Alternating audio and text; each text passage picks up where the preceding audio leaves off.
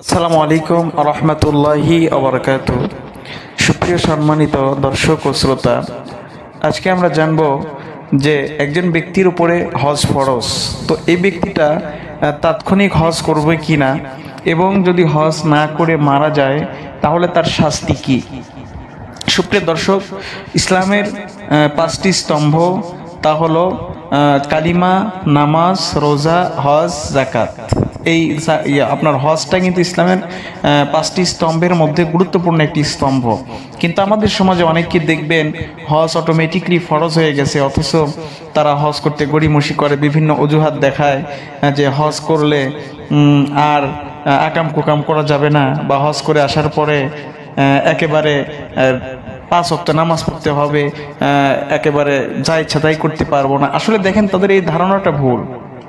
কেননা হজ করার আগেও যেমন আপনার সকল প্রকারের গুনাহ থেকে বাঁচতে হবে, হজ করার পরেও একই সিস্টেম।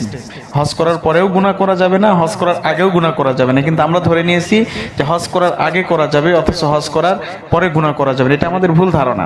এখন কথা হলো, অনেক ব্যক্তিকে দেখা যায় হজ ফরজ, কিন্তু দেরি করতে করতে দেখা যায় ইন্তিকাল হয়ে যায়, বা বার্ধক্যজনিত কারণে আর হজে যেতে পারে না।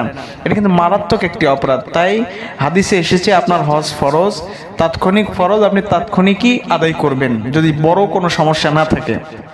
আর বাইহাকির একটা হাদিসে এসেছে, হজ ফরজ হওয়ার পরেও যদি কোনো ব্যক্তি হজ না করে, তাহলে নবী করিম সাল্লাল্লাহু আলাইহি ওয়াসাল্লাম বলেছেন ওই ব্যক্তি হয় ইহুদি হয়ে মারা যাবে, না হলে খ্রিস্টান হয়ে মারা যাবে। তাহলে দেখেন কত বড় শক্ত কথা।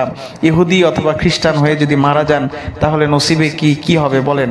জান্নাতে যাওয়া কি সম্ভব হবে? কোশ্চিন কালেও সম্ভব হবে না। তাই আসুন, হজ গুরুত্বপূর্ণ একটি ইবাদত। আমাদের যাদের উপরে হজ ফরজ, আমরা সবাই আদায় করার চেষ্টা করব ইনশাআল্লাহ।